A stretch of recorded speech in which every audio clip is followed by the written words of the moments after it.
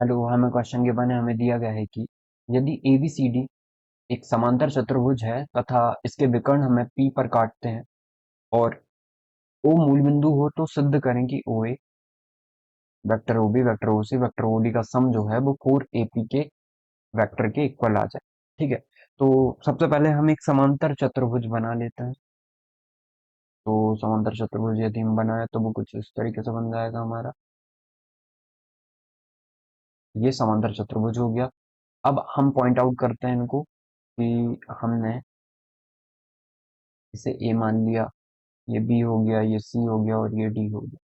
ठीक है, अब हमें बोला है कि ये इसके विकर्ण P पर काटते हैं एक दूसरे को।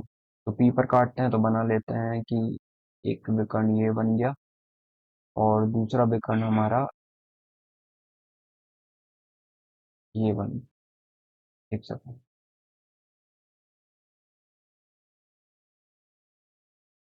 दूसरा विकर्ण ये बन गया। ठीक है, तो ये वेक्टर कहाँ पे कट कर रहे हैं एक दूसरे को? ये वेक्टर कट कर रहे हैं P वेक्टर पर। और हमें बोला है कि और O मूल बिंदु हो तो सिद्ध करें कि OA OB OC OD। तो इसे दो तरीके से कर सकते हो, आपकी वेक्टर O को यहाँ कहीं मान लो और आप यहाँ पे ट्रायंगल लॉ लगाओ, सम ऑफ ट्रायंगल लॉ।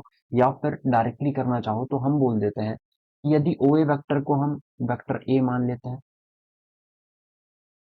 या फिर OA ही रखते हैं, तो क्या हम ये बोल सकते हैं कि जो हमारा इंटरसेक्टिव पॉइंट होता है वो बाइसेक्ट करता है, ये दोनों एक दूसरे के इक्वल हो जाएंगे, ये दोनों एक दूसरे के इक्वल हो जाएंगे।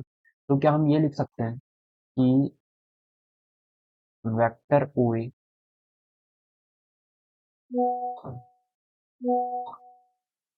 Plus vector OA plus vector OC, vector OA plus vector OC यदि इन दोनों के अपॉन में 2 कर दें हम तो हमें क्या मिल जाएगा? वेक्टर OP मिल जाएगा या नहीं मिलेगा? क्योंकि ये बाइसेक्ट कर रहे हैं।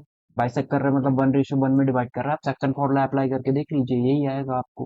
ठीक है, तो अब हम इसे और आगे लिखना चाहें तो vector OA plus vector OC equal to में कितना आ जाएगा? वेक्टर 2OP आ जाएगा। अब सेम हम यहाँ पे भी लगाते हैं VD पे भी, तो कितना कितना हो जाएगा? Vector OB plus vector OD upon में 2 इक्वल टू में कितना आ जाएगा? वेक्टर OP के इक्वल आ जाएगा वेक्टर OP के इक्वल। तो फिर क्रॉस मल्टीप्लाई कर दें तो vector OB plus vector OD equal to में 2 वेक्टर OP। क्या आपको अब क्लियरली दिख रहा है जो हमें प्रूव करना है?